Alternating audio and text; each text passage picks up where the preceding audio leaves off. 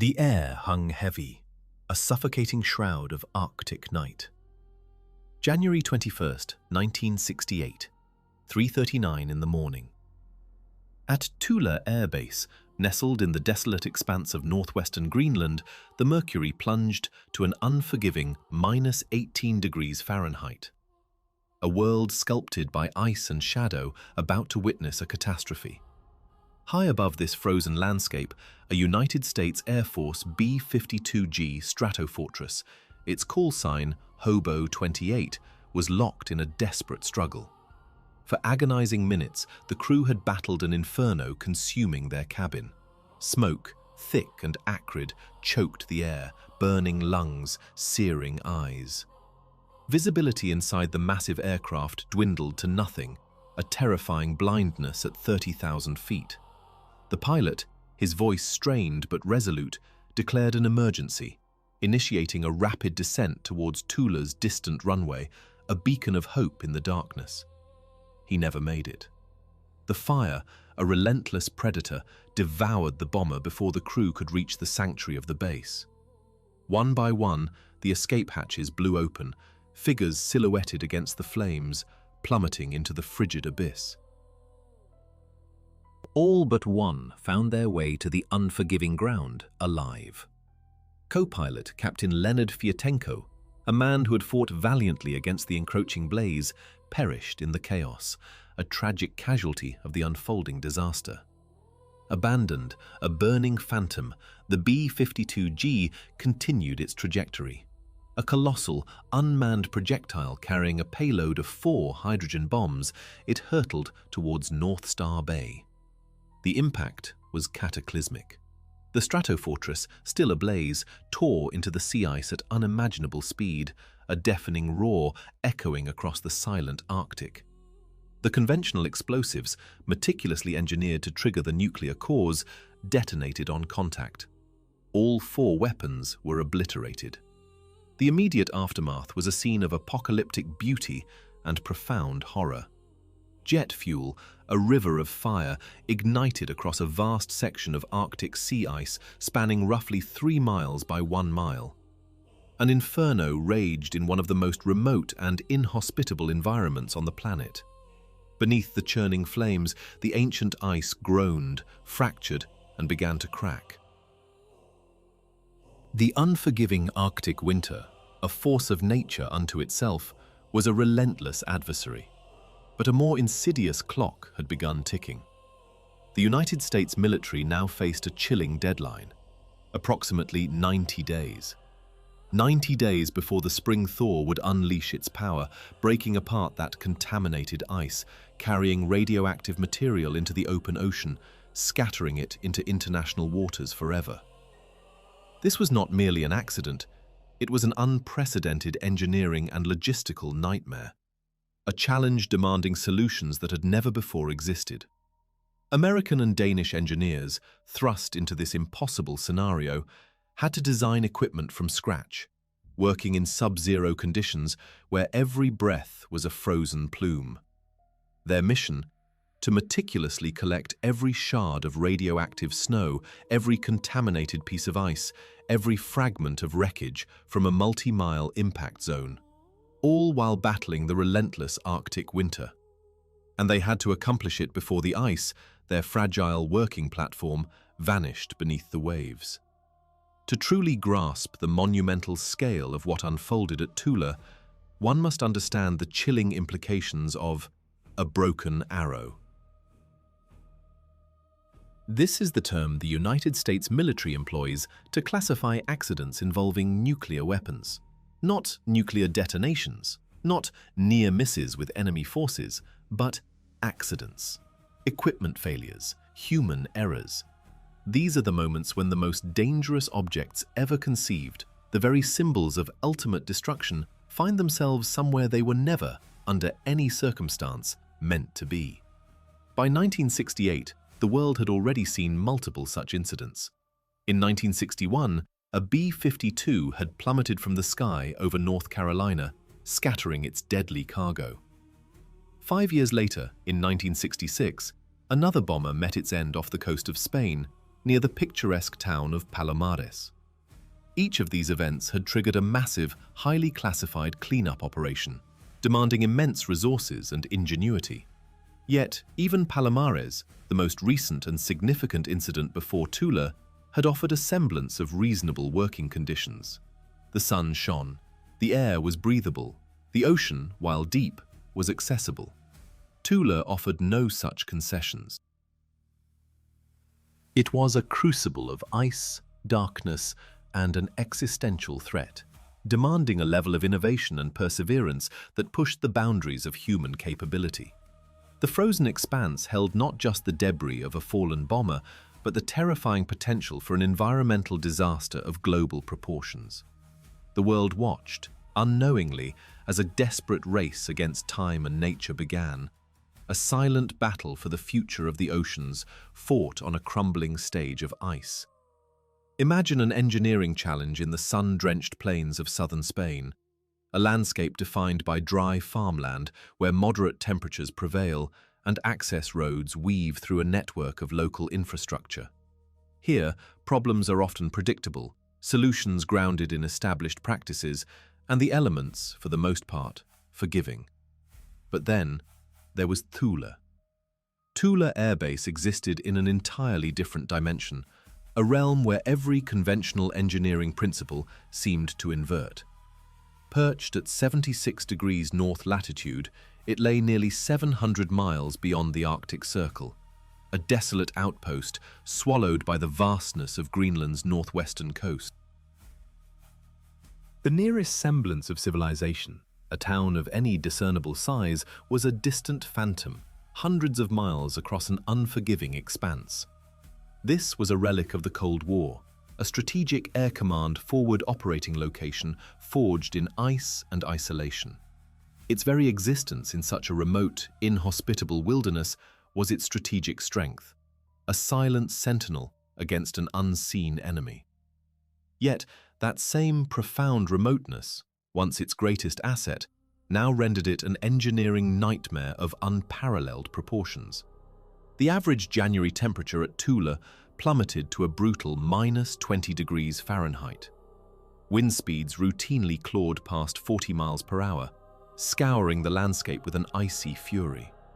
For much of the day, an oppressive polar darkness enveloped the base, broken only by the ethereal dance of the aurora. Beneath the biting air, the sea ice presented its own formidable barrier, a shifting, unpredictable mass anywhere from 3 to 15 feet thick, depending on the capricious whims of the ocean currents. And beneath that colossal shield of ice lay the frigid, churning waters of the Arctic Ocean itself, a vast, indifferent force capable of dispersing any contamination across hundreds of miles should the ice surrender its grip before a cleanup could be completed. The crash site added yet another layer of chilling complexity. North Star Bay, a sprawling inlet, had been the unwitting target. The B-52G bomber had not slammed into solid ground. It had collided with the frozen ocean surface at terrifying velocity. The impact had not merely created a hole, it had shattered, fractured, and scattered debris across an area of staggering scale. Some wreckage had punched clean through the ice, plunging into the abyssal depths below. Other pieces, caught in the momentum of the catastrophic collision, had skidded for hundreds of yards across the slick, frozen expanse. The pattern of contamination mirrored the brutal physics of the impact. Not a contained spill, not a localized hotspot, but a vast, irregular scatter of radioactive material. It was an insidious mix of plutonium and uranium, embedded in snow, fused with ice, laced with jet fuel residue, and tangled with the pulverized wreckage of the aircraft, all spread across several square miles of broken Arctic terrain. The engineers who arrived could be found. It was a problem utterly without precedent, a chilling query echoing across the frozen waste. How do you clean up radioactive contamination from a frozen ocean? The immediate, most pressing challenge was not the radiation itself, but a more fundamental, relentless adversary: time. Arctic sea ice, despite its formidable appearance, is not a permanent fixture. Even in the high Arctic, it undergoes profound seasonal cycles. Through the deep winter, it thickens, expands, and solidifies its grip.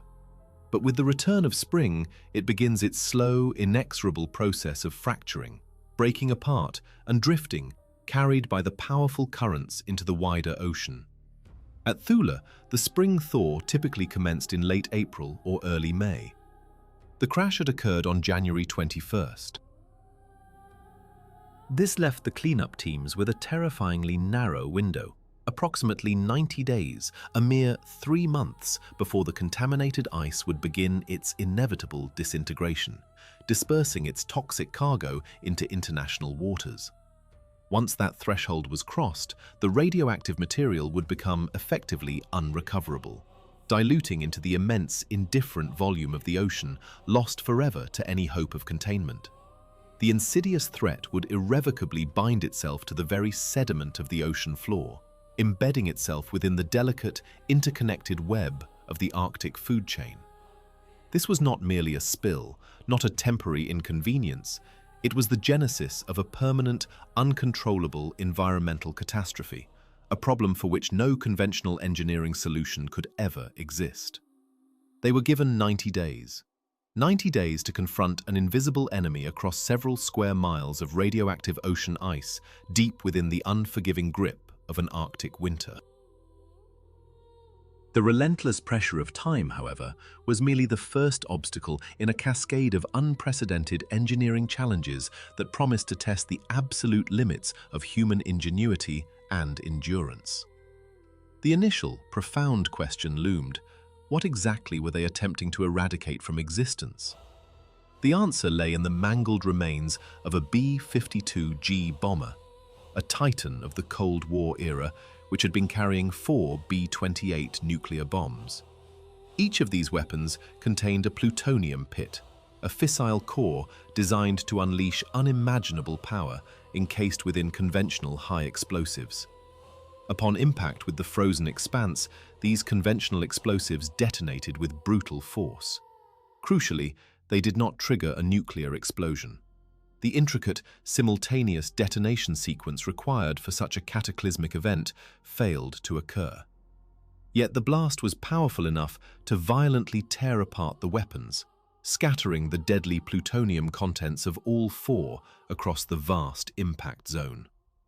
This dispersal of plutonium created a unique and terrifying contamination problem. Plutonium, by its very nature, refuses to dissolve easily in water. It does not evaporate into the atmosphere. It does not, by any stretch of human comprehension or timescale, naturally break down.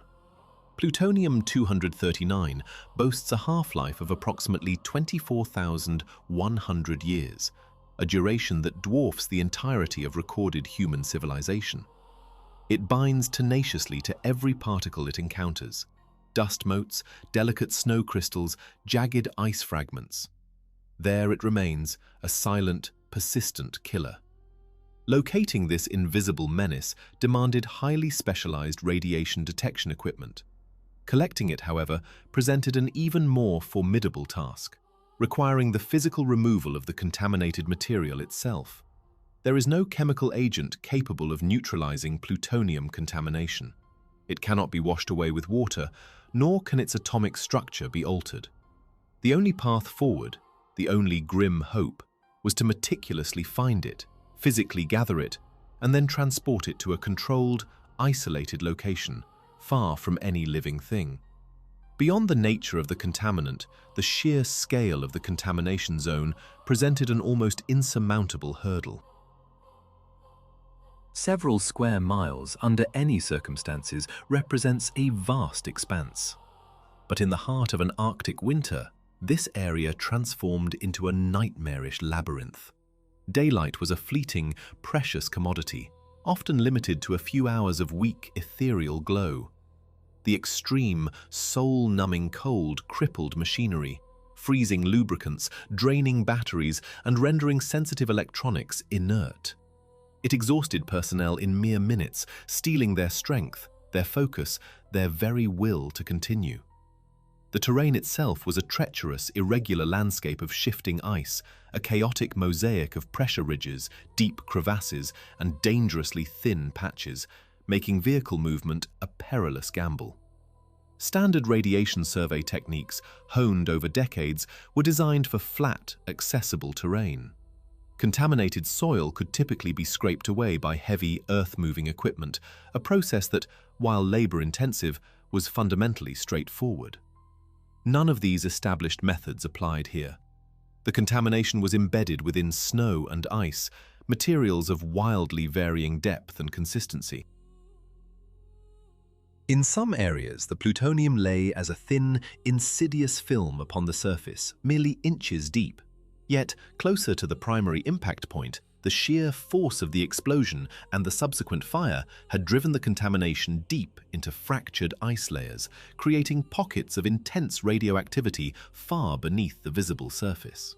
Each distinct area demanded a completely different collection strategy, a bespoke approach to an unprecedented problem. And beneath every layer of snow and ice, a constant, terrifying uncertainty prevailed. The very ground they stood upon, the sea ice itself, was a living, breathing, structurally unstable entity, threatening to fracture and consume them at any moment. The mission was a desperate race against time and nature, a fight against an enemy that would outlive generations, a silent promise of an environmental burden that could never truly be lifted. The very ground beneath them, a treacherous expanse of ice and snow, presented an immediate, existential threat. Heavy equipment, vital for any large-scale collection effort, risked punching through the fragile surface, plunging into the frigid depths below. Those working directly within the contaminated zones faced an invisible enemy. Their protective gear, a crucial shield against radiation, became a secondary source of danger, demanding its own meticulous, time-consuming decontamination after every shift. Each procedure, every single step taken to mitigate one problem, inadvertently birthed another. A relentless tide of secondary contaminated waste, each particle demanding collection, containment, and careful management. Yet a far more insidious question loomed, arguably the most underestimated engineering challenge of the entire sprawling operation. What precisely do you do with the vast, toxic harvest once it has been gathered? The cleanup was not merely about collecting radioactive debris, it was about its ultimate disposition. Removing the contaminated snow, ice, and wreckage from the crash site was only the first, brutal step. But where could it go? The answers were chillingly few, and each presented its own insurmountable obstacle. Piling the radioactive material somewhere on the vast, pristine Greenland ice sheet was an unthinkable ecological disaster waiting to happen, a slow-motion poison seeping into an untouched wilderness. Dumping it into the ocean, a seemingly convenient solution, would unleash an environmental catastrophe of unimaginable scale, spreading radioactive isotopes across global currents, impacting marine life and human populations for generations. Incineration, a common waste disposal method, was not just impractical but profoundly dangerous. The very act of burning plutonium-contaminated material would aerosolize the radioactive particles, releasing them into the atmosphere, creating a far more widespread and uncontrollable problem than the localized contaminated ice. The stakes could not have been higher. Every ounce of collected material, from the smallest fragment of debris to vast quantities of snow, had to be meticulously containerized, rigorously documented, painstakingly transported, and ultimately disposed of at an approved, specialized facility located thousands of miles away. This was not merely a cleanup, it was a monumental logistical undertaking, a logistical dance of unprecedented complexity. The sheer volume of material involved defied easy comprehension. When radiation detection thresholds were set low enough to capture meaningful contamination, the only responsible course of action, the result was an overwhelming quantity of snow and ice, even those containing only trace amounts of radioactive material being flagged as hazardous. Each container filled with this seemingly innocuous yet now dangerous snow was immediately classified as radioactive waste, demanding formal handling, specialized transport, and permanent secure storage for millennia. The engineers at Thule found themselves facing an impossible deadline, tasked with designing an entire, comprehensive waste management and transport system from the ground up, all under the brutal, unforgiving conditions of the Arctic before the relentless spring thaw arrived to erase their window of opportunity entirely. This monumental effort was christened Project Crusted Ice. Within days of the devastating crash, a joint American and Danish response team began to assemble at Thule Air Base. At its absolute peak, the operation commanded the efforts of over 700 American military and civilian personnel. But a crucial detail, one that would resonate for decades, distinguished this endeavor. Danish workers were not mere observers. They stood shoulder to shoulder with their American counterparts, active participants in the arduous, dangerous physical labor of the cleanup itself. Prior to their involvement, these local Danish workers received specialized training to support the operation, then stepped directly into the contaminated zone, a testament to an extraordinary partnership. The engineering solution that began to take shape was a marvel of coordinated effort, built upon 4 parallel tracks, each designed to address a distinct, critical component of the overarching problem simultaneously. Track 1 focused on the invisible enemy, radiation mapping. Before a single piece of debris could be safely collected, the precise boundaries and intensity of the contamination zone had to be meticulously charted. Survey teams, clad in their bulky protective gear, worked in rotating shifts, their exposure carefully limited to short, precisely timed windows. They moved with methodical precision across the frozen, unforgiving landscape, mapping the invisible threat, piece by painstaking piece under the vast, indifferent Arctic sky. Across a desolate Arctic expanse, the search began. Teams moved with painstaking precision, sweeping the impact zone in systematic grid patterns. Their tools, the familiar clicks of Geiger counters augmented by far more sensitive alpha radiation detection equipment. An invisible enemy, plutonium, lay scattered, its presence a silent threat. Plutonium emits alpha radiation, a paradox in its nature. It is radiation relatively easy to shield against, a mere sheet of paper capable of stopping its particles. Yet, beneath the vast, open sky of the Arctic, accurately measuring its presence required specialized detection equipment, calibrated for conditions far removed from this frozen hellscape.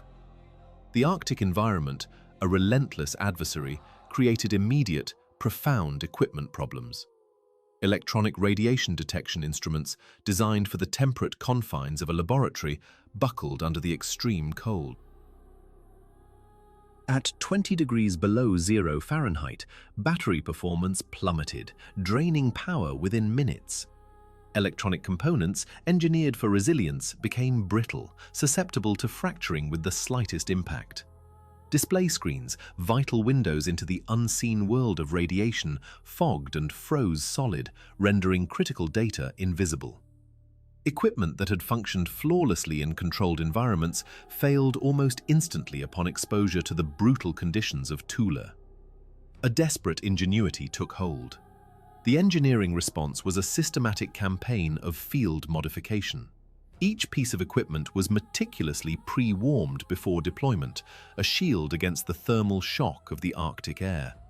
Backup battery systems, often jury-rigged, were added, creating redundancy in a landscape that offered no second chances.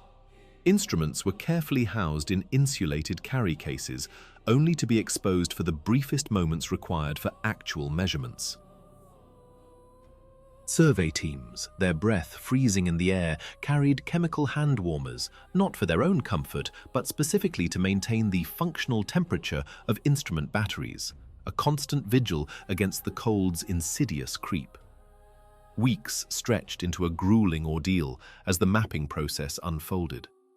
The resulting contamination chart, when finally compiled, revealed a landscape far more treacherous than anyone had initially estimated. The primary impact zone, the site of the initial catastrophe, showed expected high contamination. But the sheer force of the explosion, coupled with the subsequent inferno of burning jet fuel, had created secondary dispersal patterns, an insidious web of danger. Contaminated material, carried aloft on the thermal currents of the raging fire, had been deposited in irregular, unpredictable patches, scattered across hundreds of yards from the primary site, a silent, unseen dust of death. The next challenge was collection. Just miles away at Thule Air Base, powerful earth-moving machinery, bulldozers, scrapers, front-loaders, stood ready. Yet deploying this standard equipment directly into the contaminated zone presented two immediate, profound problems, each fraught with catastrophic potential. First, the heavy equipment would be operating on sea ice, a treacherous, living surface whose thickness was a constant, deadly gamble.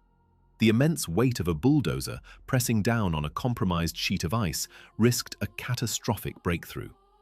Such an event would not only create an immediate casualty emergency, plunging operators into the frigid depths, but would also deposit a contaminated vehicle onto the ocean floor. This would create a permanent contamination source, a silent, submerged tomb of radioactive waste, forever out of reach, an environmental scar that could never be retrieved.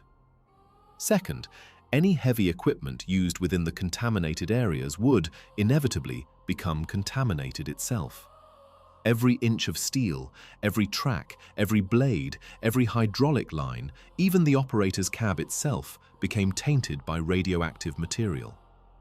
Each piece of machinery would then require a meticulous, painstaking decontamination process before it could ever leave the zone. Decontaminating a bulldozer in the unforgiving, sub-zero conditions of the Arctic was not merely a complex task. It was a monumental, near-impossible feat, a battle against the very elements that defined this desolate world. The engineering solution, a testament to human ingenuity under duress, was a pragmatic brilliance born of necessity. Modify existing equipment rather than attempt the impossible task of building specialized machinery from scratch. It was a strategy that acknowledged the brutal realities of the environment, a testament to the relentless human spirit in the face of an invisible, pervasive threat. Beneath the relentless chill of the Arctic, an invisible enemy festered. A silent threat, born of human ambition, demanded an unprecedented response. The frozen landscape, vast and indifferent, held within its icy grasp the remnants of a perilous undertaking, now a radioactive scar on the pristine white. To reclaim this tainted ground, to contain the unseen danger, humanity deployed its ingenuity against the very elements. Standard military vehicles, robust machines built for harsh terrains, underwent radical transformation. They were fitted with extended collection blades, formidable extensions that allowed them to operate with a critical margin of safety. These mechanical arms swept through the periphery of the contaminated zone, meticulously scooping hazardous material inward, preventing any direct, suicidal penetration into the hottest, most lethal areas. The very design spoke of extreme caution, a dance on the edge of catastrophe. Inside these modified behemoths, operators worked in a state of heightened isolation. Cab enclosures were hermetically sealed, fortified against the insidious ingress of radioactive particles. Positive pressure air systems pumped filtered, clean air into these cocoons, creating an impenetrable barrier, a sanctuary of breathable air against the contaminated atmosphere outside. Every breath taken was a testament to engineered survival. Yet, there were places even these armored giants could not reach, zones too perilous, too confined for mechanical access. Here, the front line shifted to human hands. Manual collection teams, clad in layers of specialized protective equipment, faced the silent adversary directly. Full-body coveralls, intricate respirators filtering every molecule, and multiple layers of gloves became their second skin. Armed with modified snow scoops and an array of custom collection tools, they painstakingly gathered contaminated material, fragment by hand. It was a slow, arduous ballet of precision and endurance, each movement a calculated risk. Every single tool, every scoop, every piece of equipment that crossed the invisible boundary into the contaminated zone faced a binary fate. It was either meticulously decontaminated at the site's edge, scrubbed clean of every lingering trace, or, if the contamination proved too severe, it was irrevocably deemed waste itself, sealed and condemned alongside the very material it had helped collect. Nothing was left to chance. Nothing could be recycled back into the world outside. The collected material, radioactive snow, treacherous ice, and the shattered fragments of wreckage represented a new, urgent challenge: containment. The primary solution, a seemingly simple yet profoundly modified vessel, emerged in the form of the ubiquitous 55-gallon steel drum. These industrial workhorses were adapted for a grim new purpose. At designated collection points across the desolate landscape, contaminated material was carefully packed into these drums. Once filled, each drum was hermetically sealed, its contents imprisoned within its steel walls, and then moved to a staging area positioned precariously at the very edge of the contaminated zone. Here, a meticulous inventory began. Each drum underwent rigorous surveying, its precise radiation level painstakingly measured and recorded. A unique label detailing its hazardous cargo was affixed, and every single drum was logged into a comprehensive tracking system, a digital ledger of danger. But the Arctic presented its own cruel paradox. The very material chosen for its strength, steel, harbored a critical vulnerability in extreme low temperatures. A 55-gallon drum, robust enough to withstand normal handling in temperate climates, could become terrifyingly brittle. At temperatures plummeting to -20 degrees Fahrenheit, a simple drop, a minor impact, could cause a catastrophic crack or a complete split, a breach of containment. A cracked drum, spilling its radioactive contents onto the pristine snow, was not merely an accident. It was a secondary contamination event, a devastating setback that threatened to unravel the entire operation. The engineering response was swift, innovative, and uncompromising. Drums were no longer left exposed to the elements. Instead, they were stored in heated shelters, kept warm and resilient until they were actively being filled. Once packed, each filled drum received an additional layer of protection, meticulously wrapped in specialized outer packaging designed to absorb impact and insulate against the biting cold, transforming them into fortified capsules. Handling procedures were radically modified to eliminate any risk of dropping. The human element, prone to fatigue and error in such conditions, was minimized. Mechanical lifting apparatuses replaced manual handling wherever possible, ensuring a precise, controlled movement for every precious, dangerous container. The sheer volume of collected material eventually swelled to approximately 6,700 containers of radioactive waste. Transporting this immense quantity of classified material from a remote Arctic base called Thule to its final resting place in the United States presented an engineering and logistical challenge of staggering proportions. It demanded an unprecedented level of coordination, a symphony of transport assets, meticulously planned routing approvals across continents and oceans, and the rigorous preparation of receiving facilities at the ultimate destination. The journey culminated far south at the Savannah River site in South Carolina. This Department of Energy facility, a vast, secure complex, possessed the highly specialized infrastructure required to receive, process, and permanently store such immense volumes of radioactive waste. Here, in the heart of the American South, the frozen, dangerous cargo from the Arctic found its final, enduring prison. The silent, unseen threat, once scattered across a desolate Arctic landscape, was now meticulously contained, a testament to human ingenuity and perseverance against an invisible enemy. The struggle against the consequences of ambition played out in the harshest environment on Earth left behind not just a legacy of waste, but a profound understanding of the length to which humanity would go to secure its future. Amidst the frozen desolation of an Arctic winter, where the very air could steal life, another, more insidious threat loomed. This was the engineering challenge that garnered the least public attention, yet in human terms, it arguably mattered most.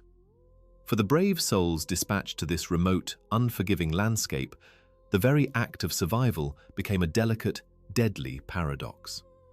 Imagine the scene.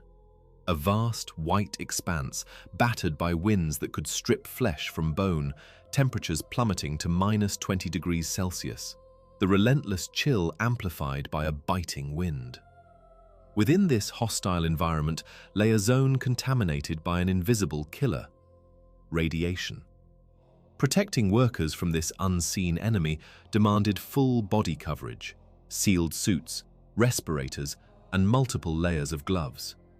Yet these very safeguards, designed to preserve life, simultaneously created a profound and immediate risk of hypothermia. A worker encased in a full protective suit found their ability to add vital insulating layers severely restricted. Every movement, every strenuous effort in the profound cold burned calories and body heat at an accelerated, alarming rate. Fine motor skills, critical for intricate tasks, were severely compromised by the cumbersome, multi-layered gloves. It was a cruel dilemma: shield against the unseen or succumb to the palpable, numbing grip of the Arctic. The cold was a constant, gnawing presence, threatening to penetrate the carefully constructed barriers of their gear, while the radiation waited patiently for any breach. The solution, forged in this crucible of competing dangers, was a testament to human ingenuity, a meticulously orchestrated system of rotation and constant monitoring. Work shifts within the contaminated zones were strictly limited, not solely to manage the invisible accumulation of radiation dose, but equally to mitigate the relentless assault of cold exposure. Workers moved through a carefully planned circuit, rotating at regular, precise intervals, seeking refuge in heated rest stations. Here, amidst the brief respite, their core body temperatures were vigilantly monitored, a silent battle against the creeping cold. Their protective equipment itself represented a delicate balance, a compromise born of necessity. It was engineered in layers, designed to offer some thermal insulation against the brutal cold, while rigorously maintaining the impenetrable contamination barriers. Each worker carried a personal dosimeter, a silent sentinel tracking their cumulative radiation exposure, a digital tether to their safety limits. The moment a worker approached their predetermined, allowed dose for the operation, they were immediately rotated out of the contaminated zone work entirely, their tour of duty complete, their health prioritized above all else. It was a system built on vigilance, precision, and an unwavering commitment to human safety. But beneath this meticulously crafted system, a profound, hidden flaw lay dormant.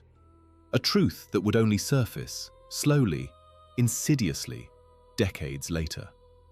The dose symmetry technology of 1968, the very foundation of their protective measures, possessed significant, unforeseen limitations. While external dose badges reliably measured gamma radiation, offering a reassuring sense of security, they were far less effective at capturing the internal dose a worker received from inhaling or ingesting tiny, virulent plutonium particles. These alpha particles, once inside the body, represented a far more insidious and devastating threat, one that the technology of the era was simply not equipped to detect or quantify with accuracy.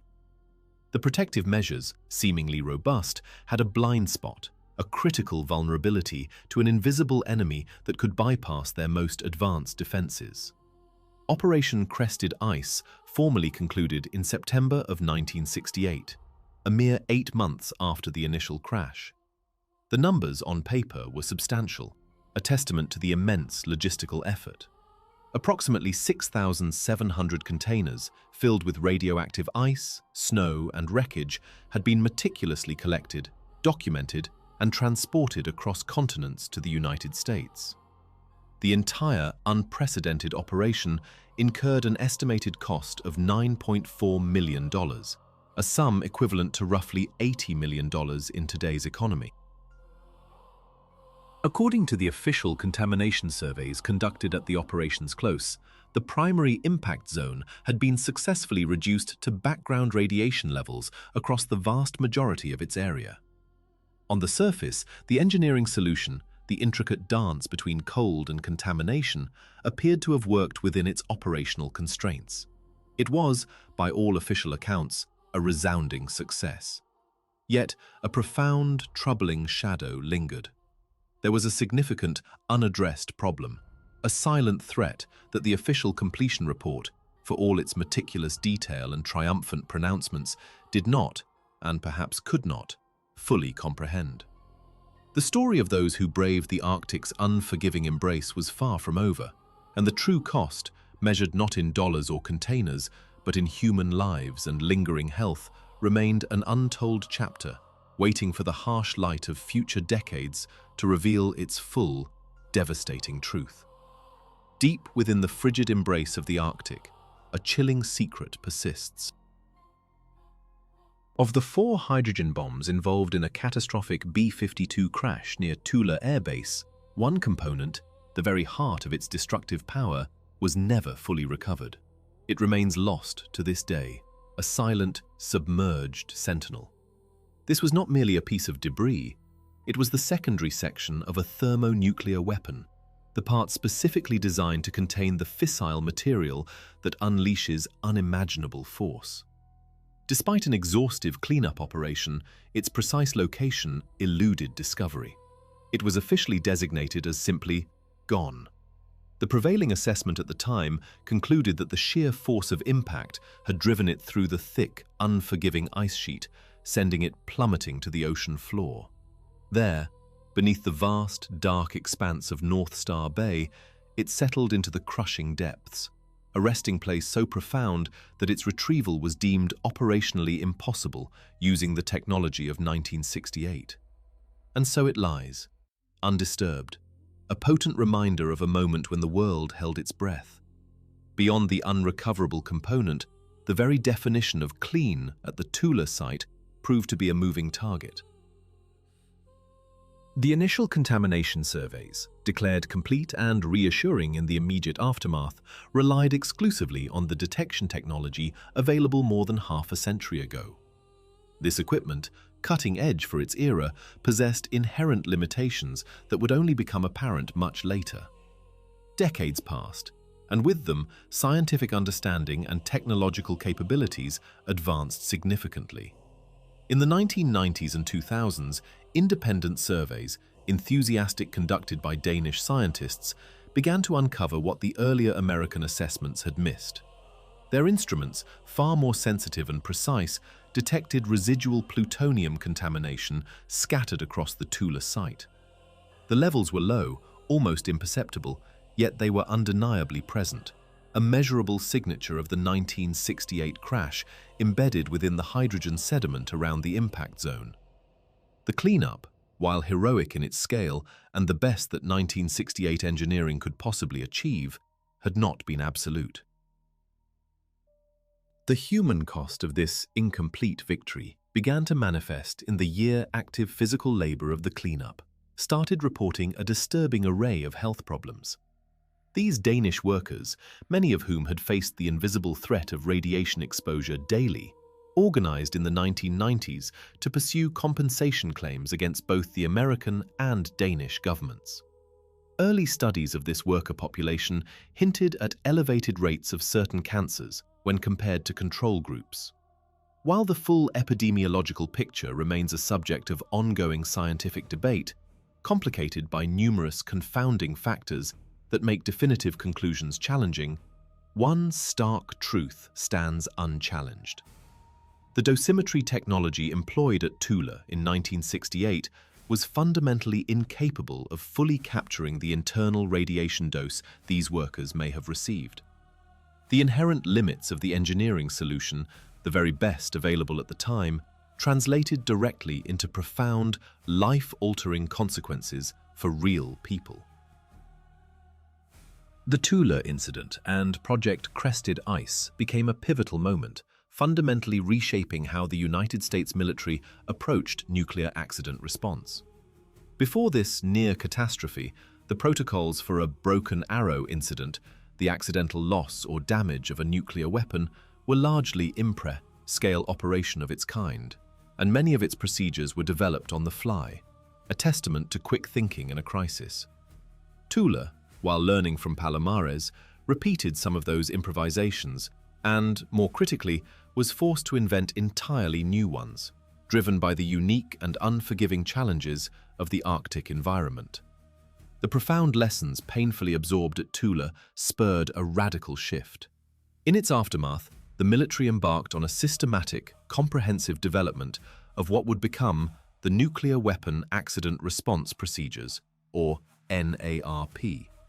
This formalized doctrine, meticulously outlining every phase of nuclear accident response, was born from the chaos and uncertainty of the Thule ice. It transformed a reactive, improvised approach into a structured, proactive framework, forever altering the landscape of nuclear safety. Yet, even with these advancements, the legacy of Thule endures. That one lost component, silently resting on the ocean floor, remains a potent, submerged symbol. It is a constant, cold reminder of the immense power humanity wields, the inherent risks, and the profound, long-lasting consequences when even the most advanced systems falter. It teaches us that some scars, though unseen, run deeper than any ocean. The Arctic, a vast, frozen expanse, became an unwilling crucible. From the initial, frantic assessment of a catastrophic event to the painstaking, final restoration of a scarred landscape, every step of the Thule operation was a brutal lesson in the unforgiving realities of nuclear response. The engineering lessons forged in that desolate environment were specific, visceral, and profoundly practical. Radiation detection equipment, vital for an invisible threat, simply failed in the biting cold. Critical instruments, designed for more forgiving climates, froze solid, their delicate mechanisms seizing in the sub-zero temperatures. This wasn't a minor setback. It was a fundamental flaw, a dangerous vulnerability in the face of an urgent crisis. The failures, meticulously documented in the immediate aftermath, directly informed the procurement requirements for next-generation survey equipment. Cold weather operability, once an afterthought, became a formal, non-negotiable specification for all military radiation detection instruments, a direct legacy of Thule's brutal test. Managing the hazardous remnants of a nuclear accident on this scale in such an extreme environment demanded unprecedented innovation. Containerization and transport protocols had to be invented from scratch. The drum management system developed at Thule, its meticulous labeling, its rigorous logging, its unimpeachable chain of custody documentation, was not merely a temporary fix for a localized problem. It became the foundational template, the definitive standard for radioactive waste handling in every subsequent accident response scenario across the globe. The human element, the safety of the workers facing an unseen enemy, presented its own unique challenges. Traditional external dose patches, the standard of the day, proved tragically insufficient. They offered no protection, no accurate measurement against the insidious threat of alpha radiation, a silent killer if ingested or inhaled. This critical blind spot, this profound limitation of 1968 technology, spurred a revolutionary investment in bioassay monitoring.